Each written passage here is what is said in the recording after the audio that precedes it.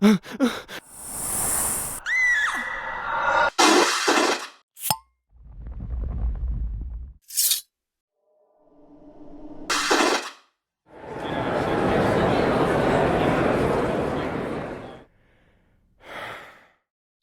and welcome to the Supernatural Fandom Track. I'm your host, Gail Martin, and today we're talking about memory wipes, alternative universe, and are there traumatic memories that we'd be better off without, or is there something to imagining the roads not taken? But before we dive into that very deep topic, let's let our wonderful panelists introduce themselves, starting with Travis. Hi, my name is Travis Adams. I'm a social worker and a Marine Corps veteran. I specialize in doing pop culture therapy with my clients who are mostly veterans and active duty service members struggling with issues such as PTSD, like you find a lot with Sam and Dean. All right, Lynn. Hi, I'm Dr. Lynn Zubernis. I'm a licensed psychologist and a professor at Winchesters University, and I've written lots of books on fandom, many of them about supernatural and fandom. The most recent two about supernatural are Family Don't End with Blood and There'll Be Peace When You Are Done, which is sort of whited out behind me. Those are written with the actors of Supernatural and some of the fans of Supernatural. And I also have a new book coming out in October, if any of you are fans of The Boys and Jensen Ackles' Soldier Boy portrayal, called Soups Ain't Always Heroes. And I'm Gail Z. Martin and Morgan Bryce. As Gail, I write epic and urban fantasy. As Morgan, I write urban fantasy, male romance, but all my modern worlds are ones that Sam and Dean could walk into and feel right at home. I don't have credentials to talk about this stuff. I'm just an obsessed fan.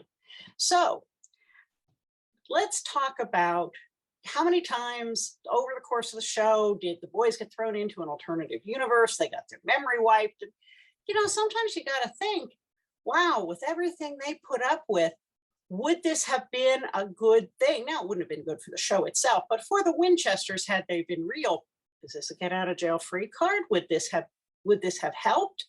What do you think about traumatic memories? Nobody wants them. If we could get rid of them, would we or should we? Travis?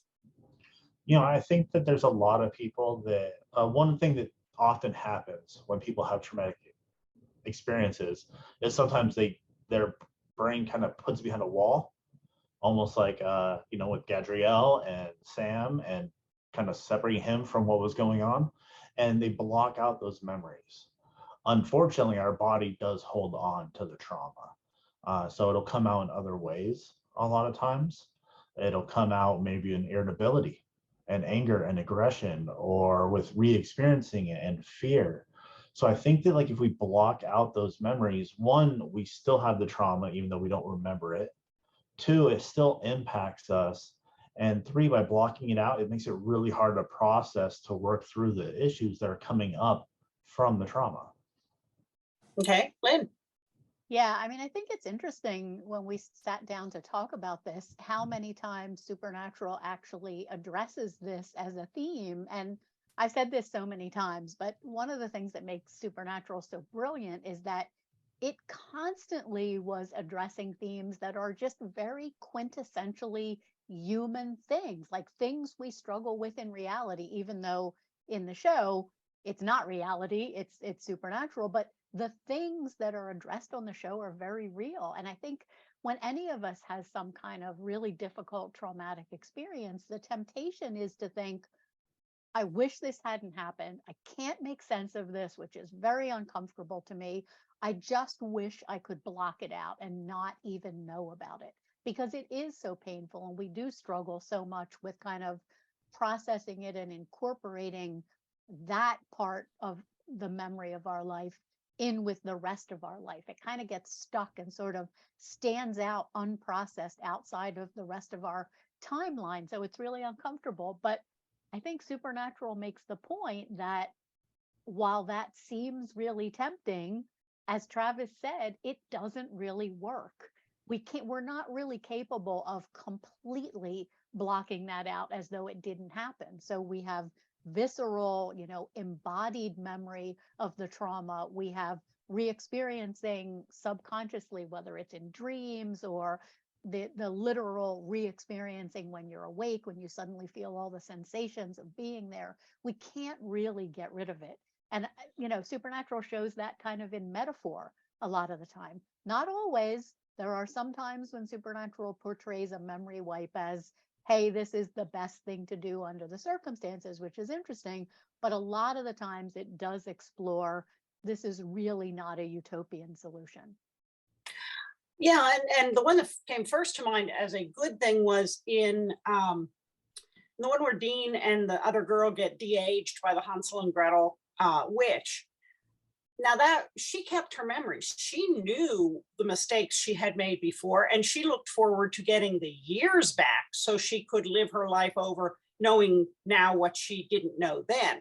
So she kept her memories and still got a second chance.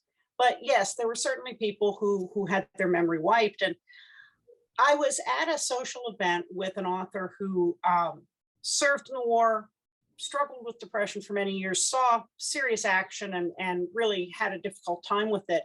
And another colleague who worked in neurobiology was saying, oh, and this was some years ago, there are some things on the table that might enable us to single out traumatic memories and block them or erase them on a neurobiology level, and it would go away. And my friend who'd had all this burden for so long just turned to him and said, no, my memories make me me. They make me who I am. Yes, they were unpleasant. Yes, I have struggled with them for decades, but I wouldn't want them to go away because then I'd be a different person and I'm me. And I thought that was, especially coming from this person who I knew had suffered so much with that past, to say, it's still me and I'm not letting go of it, really seems germane to the Winchesters, who have also suffered so much. But as Dean said in Lebanon, I'm okay with who I am now. They got to that point. Thoughts on that kind of thing about, even, we never want to say, oh, something good can come of this, because that's not right either.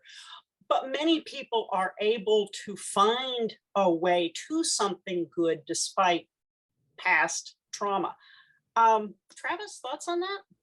Yeah, I think that, one, when we're talking about trauma and PTSD often comes up, post-traumatic stress disorder, one of the requirements is isolation and avoidance. And that avoidance is people, places, and things that remind you of the situation. And that's what keeps it impacting you long term. I feel that isolation avoidance is the glue of all the other symptoms. That if we can eliminate that or reduce that, everything else is reduced. So it's the same with our memories. If we try to block it out, we're still going to have some of the issues. We just may not know that they're issues with like that connection.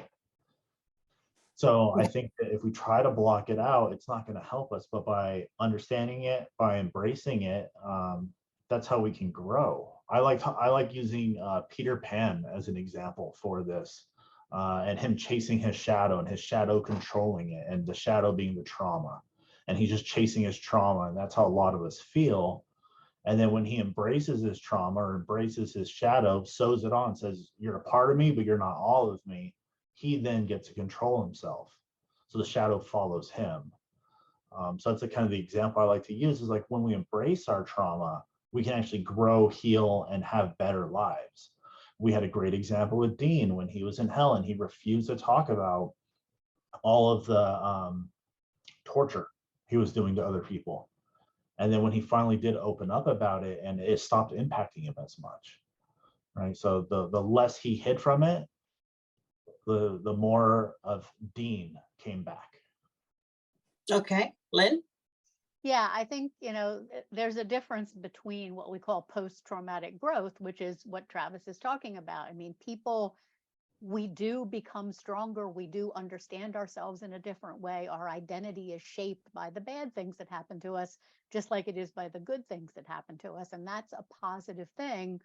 On the other hand, what you sort of alluded to is what I teach to my students as putting a silver lining on trauma. And that is what you don't want to do, because nobody is ever going to appreciate you saying, well, but you're so much stronger because this terrible, terrible thing happened to you. It's never going to mean it was a good thing that this terrible thing happened to you. And no one's ever going to want to hear that. And no one should ever say that to another person because it's really sort of demoralizing. But that doesn't negate the fact that people do grow stronger from trauma. Post-traumatic growth is a real thing and it does happen to people. And I think Supernatural, again, is a great example of a real life thing. I don't, there's no one, I hope there's no one, I'm sure there is actually in real life, who's gone through as much trauma as Sam and Dean and come out on the other side, but they are okay with their lives and who they are by the end. And they explicitly say,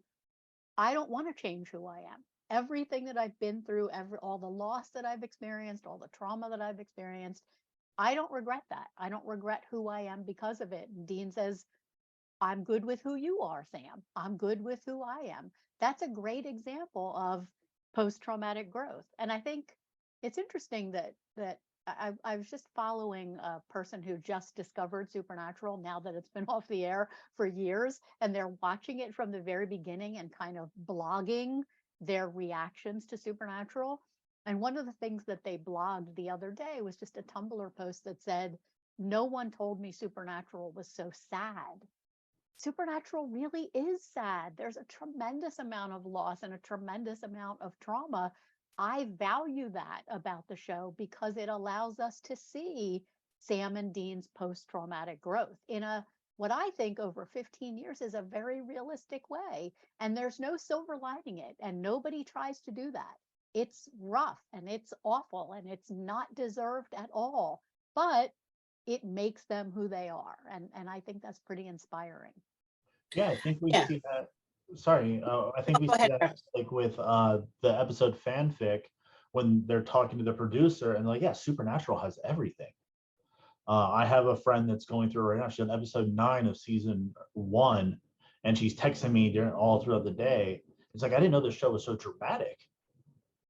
And there's all kinds of horny ghosts everywhere, but all the things that she's experiencing just from watching the first season, I actually told her last week before, I was like, I kind of feel sad.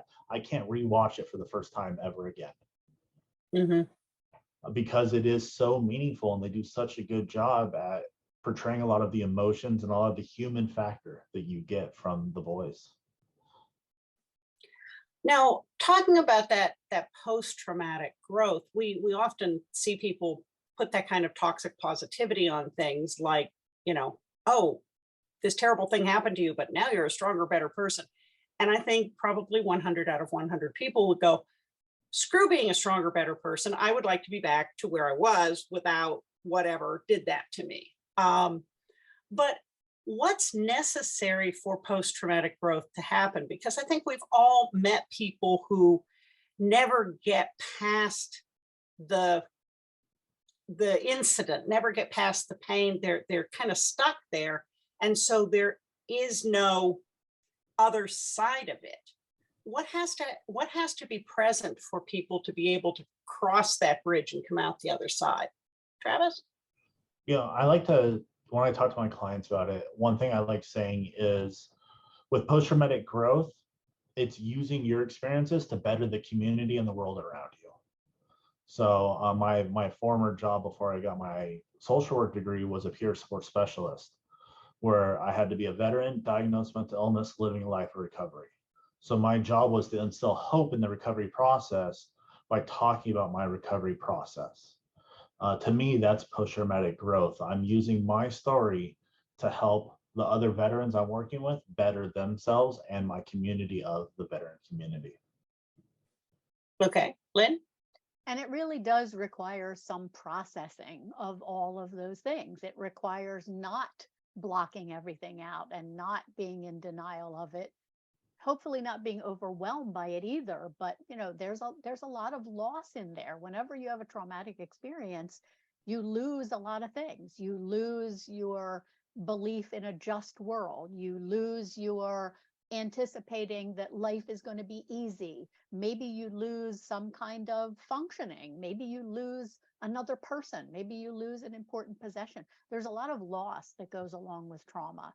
And the only way that we kind of come out on the other side of all those things is not to forget about them, and not even to not feel sad about them or to wish that they hadn't happened, but to just make sense of them in some way and allow yourself to feel those emotions. And as stilted as the Winchesters can be, and as repressed as the Winchesters can be sometimes in terms of emotion, or at least that's the stereotype of them, they actually over the years do a pretty good job of actually sometimes talking about their feelings. It may not sound like a 45-minute lay it all on the table discussion, but especially with each other, they do understand each other and they do eventually get real with each other. So there is some processing, I think, that goes on as they make sense of the big traumas in their life, and that does allow them to keep on going. I think that works in the real world too. I think that was part of what gave Sam and Dean so much depth as characters, was that unlike many shows where something that happened in one episode 10 episodes ago is never brought up again. Okay, a few times that happened, but most of the time we saw them dealing with the after effects. We saw them dealing with not only the effects on other people, but their reaction, whether it was soulless, whether it was Sam getting his memories back about being soulless, or Dean finally processing his memories of being a demon. We saw them work through it, and we saw them try to deal with it. And that gave them and the show a lot more depth than if it had been, well, let's just forget that happened, we're on to a new plot arc. So many times we hear that people can't really process a trauma that happened to them, or can't really make sense of it until maybe, they're in midlife to something that happened when they were much younger. Is it really the passage of time? Is it maturity? Why is that so common? And then other people who aren't familiar with the process go, well, why'd you wait so long? Why weren't you talking about this back then? Which is certainly not helpful. But why is it so common for these things to come out when someone is, say, past 40? Travis? So there's a couple things that come to mind for this, just based on my experience of like working with the clients I work with. For some people, they want to avoid it, right? Like I said, one of the 4 symptoms is avoiding talking about things, because they don't see that this is the catalyst that changed the direction of their life, right? They don't see that this is the catalyst that changed their timeline. And until they get to that point to where they have to look at it, they don't want to look at it.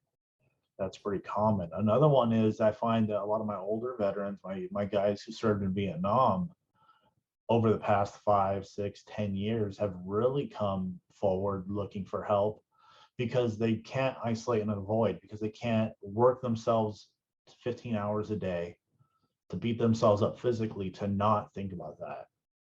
They have downtime, they have free time, and now those thoughts kind of creep in the back of their head and come up forward. So they're forced to face them. And as they've gone to live happier, healthier lifestyles, and they regret not doing it before, but they also weren't in a place where they're ready before sometimes. I've seen people try too soon and get turned off by therapy and wait another 10 years before they come back, because they didn't meet the right kind of counselor that they needed, or they didn't hear the things that they needed to hear, not what they wanted to hear. There's a lot of people who get scared off early in treatment because they're like, wait, I have to talk about the thing that I've run from for the past 10, 15 years. I don't want to do that. That sounds terrible. Yeah. Lynn? Yeah, and in point of fact, in the short term, it is terrible. I think one of the misconceptions maybe about therapy from people who are not therapists or have not been to therapy is that therapy is all about making you feel better. Well, it is eventually, but probably before you feel better, you're going to have to feel not so good in the short term, because it's not fun going back and giving up the repression. It's the great representation of it is when the wall that death put up in Sam's head, which is really just a metaphor for repression and denial of trauma, got taken down. That was horrendous. That nearly broke Sam. That is not fun. So oftentimes there has to be some kind of an impetus for somebody getting ready to actually go there, because it's really hard work and it's really unpleasant work in the beginning. So oftentimes, sometimes it's a developmental transition. Maybe somebody who had a childhood traumatic experience is able to pretty much block it out, and it's not really for a long time overtly interfering. And then they become an adolescent, or they leave home and go to college, or they find a partner and have a family. Whatever that developmental transition is, sometimes the demands of that new transition, things suddenly start not really working, and that denial is not working anymore, and they do need to confront it. And sometimes they can confront it more effectively because their cognitive development has put them in a place where they can understand the thing that happened to them in a different way. With abstract thinking, you can go back and look at traumatic things that happened to you as a child and understand them as somebody else's fault and not your fault. Sometimes it takes some cognitive development or some distance or just the help of a good therapist to be able to process what happened in a way that doesn't result in self-blame and guilt, which can sometimes just make things worse. Yeah, I think that was another thing that we were so fortunate about with the show, is that by running 15 years and seeing our guys go from early 20s to late 30s or early 40s, we got to see them gain that maturity to have some of those new insights that wouldn't have been possible if the show really had ended at the end of season 5. We had a much more mature Sam and Dean to deal with things like the Lebanon episode, or to have the conversation that they had in Profit and Loss out there by the car when Sam takes a swing at Dean and says, why are you giving up? I never gave up. And that came about because of their maturity. In a funny way, you're talking about hitting life stages. In a funny way, some of that growth happened when Sam and Dean became Jack's parents, so to speak. And if you look at some of those insights that they got in the episodes after Jack came onto the stage, some of which were about Jack, some of which were incidental, you basically had that situation of trying not to become your father, only it's Dean with Jack. And that changed some of the way that they looked at the world, having this kid who wasn't really their kid, but in some ways really was. Yeah, they're parental figures, right? Mm-hmm. They're teaching him, they're showing him life lessons. I mean, Dean teaches them how to drive. They go through things. So I think that's a great example, Gail. And looking at like with some of my clients, the thing I find really interesting is it takes something that they're really really personal and valuable, like wanting to be a better mom or a better dad, to face the trauma, wanting to be a better partner. And sometimes my clients come in with the ultimatum from their significant others, say like, you need help or I'm leaving. I think that that's helpful and damaging at the same time. Helpful to say like, hey, listen, this is getting out of hand. Damaging because if they're only there for that person, the change won't happen. They're going to go right back. They need to want change. And I think Sam and Dean showing was that with Jack and kind of growing through, they wanted change. They wanted to be different. They wanted to be better. And you see this progression until you get to meet Jack, over that 13 years, they both grow tremendously. And then you get an expedited growth when they have something else to foster into wellness. Yeah, I think Supernatural also showed another real thing called intergenerational transmission of trauma. I think Supernatural also showed Sam and Dean's struggle not to fall into that and not to repeat that intergenerational transmission of trauma that certainly came from John and Mary to them. They experienced that, John and Mary, neither of them really processed their trauma. So they both inflicted the results of their trauma onto their sons. And I think Sam and Dean, in multiple ways, decided that they were not going to do that. You could see it play out in their struggles with Jack, that they didn't want to do the same things that their parents had done with them. And I also think you see it in the finale, in the final breaking of that norm of, we will do anything to bring the other person back. We will not tolerate the loss of another person, with Dean's decision to say, no, it's okay. I am going to go and you are going to carry on. That was such a big breaking of this intergenerational transmission of the appropriate familial way of responding to loss. And I love that that's part of their breaking that intergenerational trauma when that happens. Well, and as a result of that, we also saw some insights into how Sam parented Dean Jr. that were much healthier and normal than anything that he and Dean had experienced. And he was able to give that to Dean Jr. because he didn't keep repeating the same patterns. And that's a tremendous insight because he broke the Winchester curse. Yeah, when we meet Sam, he had already tried to break it, right? He's like, I went off to school. I just wanted to do something different. I wanted to meet people. I wanted to educate myself. So he was trying to break it then, and then got dragged back into it. And he kept trying to leave, like, okay, I'm done. This is it. Okay, I'm done. This is it. But it was always pulled back. So the fact that he was able to break it finally after all that was really awesome growth to see. Yeah. Now, we also got to see with the Winchesters some uniquely Winchesterian alternate timelines where they actually got to see the road not taken, whether that was being Smith and Wesson in corporate or whether it was getting to see, Sam loving Gail and Dean being on the most wanted list. How does the idea of roads not traveled factor in for good or ill when people are dealing with that trauma? I should have gone that way. I should have done this. I could have been this, or I could still change and maybe go that way. Travis? You know, there's a saying that a lot of counselors and therapists use, like, you should all over yourself. And I can do that all day long. I should do this, I should do that. And it's really holding myself or others to a level or expectation that they may not know, that they can't meet, or that wasn't realistic or grounded. And those are all very common things. So I try not to have that word. And it's one of the things that I catch a lot with the people I work with, like, I should have done this. Well, why?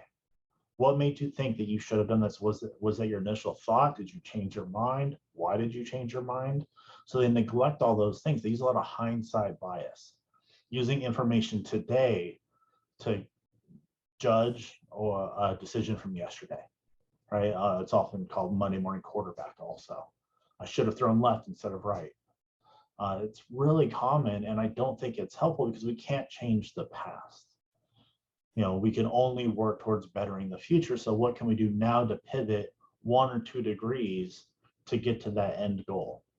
And that's really what I focus on, because thinking about, like, I should have, they're not able to grow. They kind of stay stagnant in that piece. So it's a real hard thing, and it's a very common thing. Okay. Lynn? Yeah, I think that that idea of, if only I had not X, or if only I had Y. I think that's a very human nature, is to always think that, and to always wonder how something could have been different, and to wish that something could have been different. And all those should messages come with a whole big heaping load of self-blame and guilt, and none of that is really very helpful to people. I like what Supernatural does with AUs, because a lot of the time something changes in the AU. So it's very much like well, if only, John had been a wealthy businessman and started Hunter Corp, and Sam and Dean could just be employed by their dad, and they'd have lots of money and, all kinds of resources.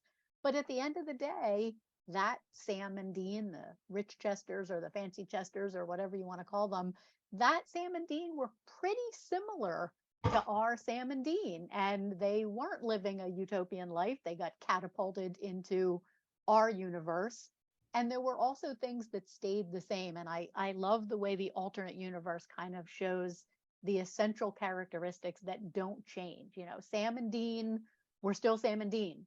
They were just as close and just as supportive of each other as they were in our universe. That didn't change no matter the circumstances. So I kind of like that message that people are essentially who we are. And even if the circumstances in our lives change, it doesn't really change that essential part of who we are as a person. I think they tried to do that also, but much less successfully with like AU Bobby and AU Charlie. I don't think it worked as well with those, but I think that's because they sort of were trying to do something that was different. I think they were just trying to kind of say, oh crap, we killed off characters that were really, popular and fans don't like it. So here, we'll just bring them back as AU versions. Those didn't seem to be created to present that same kind of comparison or contrast. So I don't think those uses of alternate universe characters really worked. I was just annoyed at them the whole time because they weren't people who had any relationship with Sam and Dean, and that's what I valued about Charlie and Bobby is who they were in relation to Sam and Dean. So I don't think they always used AUs successfully, but sometimes I think they did. Well, I think the other thing that worked really well with a couple of the AUs, and I'm thinking now of the Jin episode, which I can never get the title right on. But how often did Dean feel guilty because he had pulled Sam out of Stanford and, therefore ruined his perfect life? And here in that episode, Sam's a lawyer. He's going to marry Jess. Mom's still alive. Dad died from a heart attack. It's Dean's dream life. And yet, for all the, well, if I just hadn't done that, everything would have worked out perfectly. It isn't perfect even so. Sam and Dean can't stand each other. Dean is still guilt-ridden. So the fantasy that if only I had done something different, my life would now be completely perfect, I think we also got to see in the show with Gail, Sam, and Most Wanted Dean. Goes right to the heart of, we keep each other human. Because if they weren't together, yeah, Sam could have become a TED Talk expert eating kale in his turtleneck. But he wasn't a very likable person. With his values were all skewed, and didn't work out too well for Dean in that scenario either. So, thoughts on alternatives not being as perfect as we'd like to imagine them to be? Travis? Yeah, I think we do tend to romanticize because we can imagine a picture perfect, and we neglect all the outlying factors that actually have a role in that, right? If I make this decision, are me and my brother closer? No. You're in school, you're not helping him. He's going to be kind of distant. He's not going to meet Charlie because he's not going to know to think about doing things this way because that's how Sam did it. And all the relationships, all the factors get shifted by removing one variable. And that, I think that's the problem with variables, is when you remove one and you neglect all the other ones that get impacted by that, we can romanticize it, but it's not a feasible option. So even with the kind of what Lynn was saying before, like the relationships of the brothers and relationships with the characters, even when Sam is in IT and Dean is, manager of the people, like it's when they start coming together and start thinking about each other and start relating to each other, that's when you care the most, and that's what brings out who they are internally, right? You get to see who the characters are based on their interactions together and what they bring out of each other. And I think if you try to do that in real life, you're going to neglect that relationship aspect. You're going to miss the people that are in your life. Now, if I didn't go left and I went right, maybe I would have died the next day. Maybe I'd be the one killed in combat. Maybe I wouldn't have met my wife and have these two kids. Right? There's so many variables that shift from that what if game. Yeah, which is act.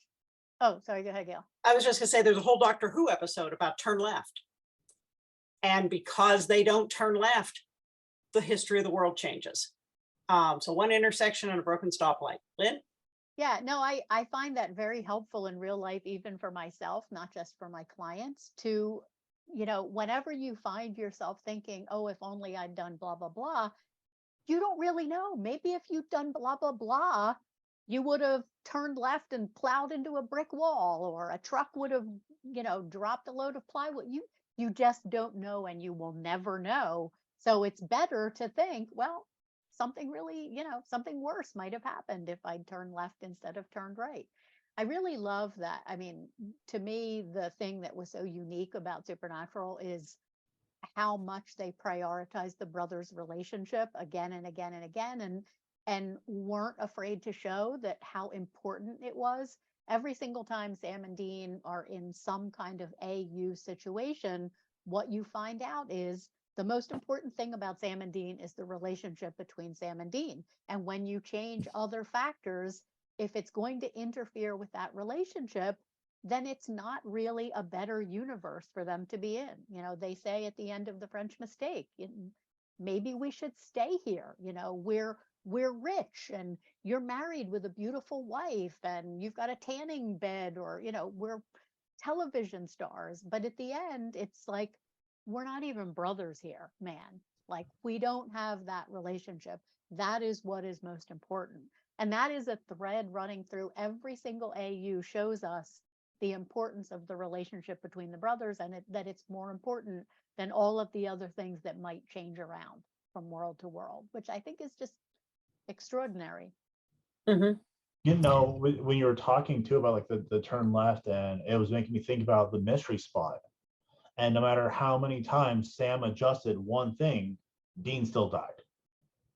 So we never know. And I think that's actually a prime example of talking about this. You can change one thing, and now instead of being smashed by a piano, he's being mauled by a dog or hit by an old guy driving. Like, we never know what's going to change, or just choking on sausage. Now, when we see older Sam at the end of the finale, and he has Dean Jr., and we see that it sure looks like he is out of the life, or is largely out of the life, even though Dean Jr. has an anti-possession tattoo.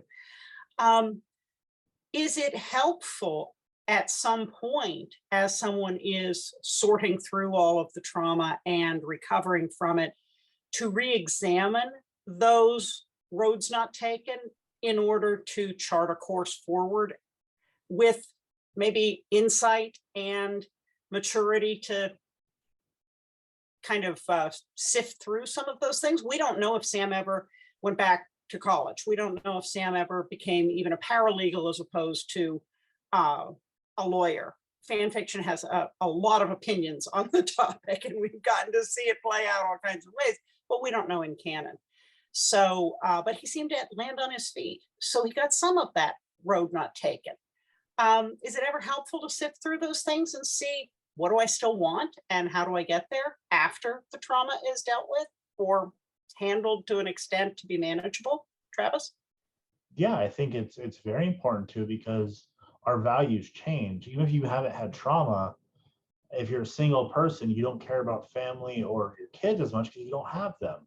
But then you get a relationship, you get a family, you get a kid, that's going to take priority over something different.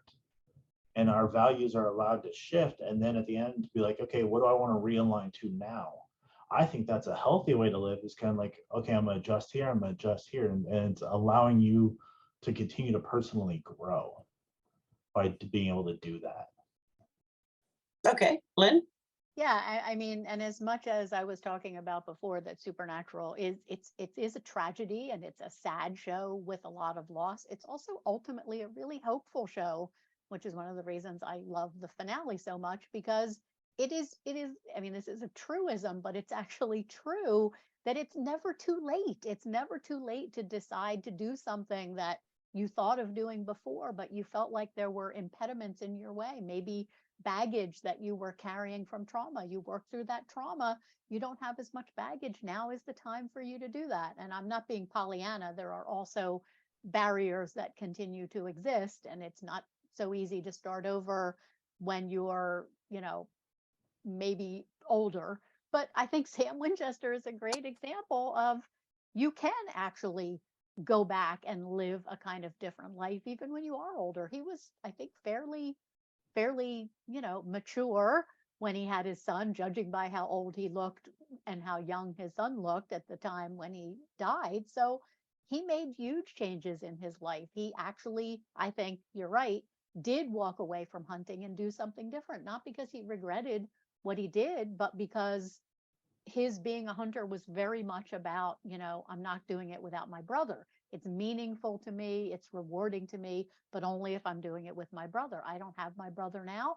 Now I can make changes and live a completely different life and do some of the things that I wanted to do. And that's a wonderfully hopeful thing to think that, it isn't too late. If Sam Winchester can walk away from hunting and change those norms of intergenerational transmission and raise a wonderful son like Dean Jr. in the quote unquote normal life, I mean, hell, most of us can do anything if Sam Winchester can do that. I agree completely. And once again, we have blown through our time and it's been a fascinating discussion. So before we wrap up, I do want to give everybody a chance to say where we can find you online. And if you've got a book coming up or a recent book, tell us about it or tell us about it again. Travis? Yeah, so I love doing these things, so I appreciate the opportunity.